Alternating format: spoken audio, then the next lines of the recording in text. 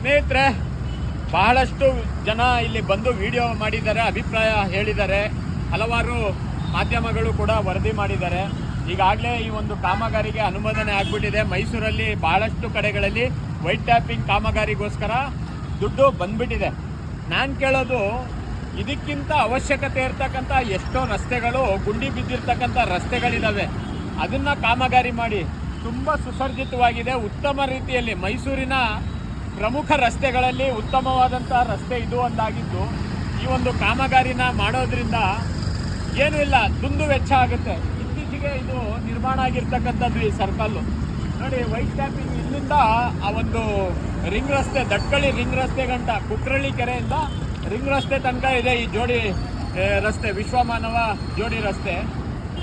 ಜನರ ಅಭಿಪ್ರಾಯ ಬಹಳಷ್ಟು ಏನು ಅಂದರೆ, ಈ ರಸ್ತೆಗೆ ಅವಶ್ಯಕತೆ ಇಲ್ಲ, ಎಲ್ಲೂ ಕೂಡ ಈಗ ಹೊಸದಾಗಿ ನಿರ್ಮಾಣ ಮಾಡಿರೋಂಥ 6 ದಾರಿ ಇರ್ತಕ್ಕಂಥ ರಸ್ತೆನ ಕಾಮಗಾರಿಯ ಹೆಸರಲ್ಲಿ ಮತ್ತೆ ಆಗಿದ್ದು, ಅಲ್ಲಿ ತೆರಿಗೆ ದುಡ್ಡನ್ನು ವ್ಯಯಿಸೋ ಬದಲು ಬಹಳಷ್ಟು ಕಡೆ ರೀಲ್ಸ್ಗಳನ್ನು ನೋಡಿದ್ದೀವಿ, ರಸ್ತೆ ಸರಿ ಇಲ್ಲ, ಮಳೆ ನೀರಿಂದ ಹಾನಿ ಆಗ್ತಾ ಇದೆ, ಅಲ್ಲಿ ಆ ಕಾಮಗಾರಿಯ ದುಡ್ಡನ್ನು ಬಳಸಿ ಅನುಮೋದನೆ ಆಗಿಬಿಟ್ರೆ ಏನಿಲ್ಲ, ಪರಿಷ್ಕರಣೆ ಮಾಡುವಂತಹ ಒಂದು ಯಾರಿಗೆ ಆ ಅಧಿಕಾರ ಇದೆ? ಯಾಕಂದರೆ ಭಾಳಷ್ಟು ನಮ್ಮ ದೇಶದಲ್ಲಿ ಬಂದಂಥ ಕಾನೂನುಗಳನ್ನು ಜನ ವಿರೋಧಿ ಕಾನೂನಾಗಿರೋದ್ರಿಂದ ಹಿಂಪಡೆದಿದ್ದಾರೆ.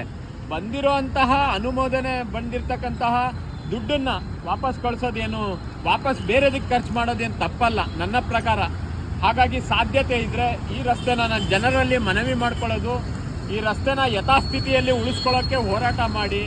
ಬೇಡ, ಈ ರಸ್ತೆ ಹೇಗಿದೆ ಅದೇ ಚೆನ್ನಾಗಿದೆ, ಪರಿಸರನೂ ನಾಶ ಆಗುತ್ತೆ, ಭಾಳಷ್ಟು ಕಾಮಗಾರಿಯಿಂದ ರಸ್ತೆಯ ಒಂದು ಸೌಂದರ್ಯನೂ ಹಾಳಾಗುತ್ತೆ. ಹೀಗೆ ಇರಲಿ, ಇದು ಏನೋ ಕಳಪೆ ಇದ್ದಿದ್ರೆ ಬಹುಶಃ ಕಾಮಗಾರಿ ಅವಶ್ಯಕತೆ ಇರ್ತಿತ್ತು ಅನ್ನೋದು ನನ್ನ ವೈಯಕ್ತಿಕ ಅಭಿಪ್ರಾಯ.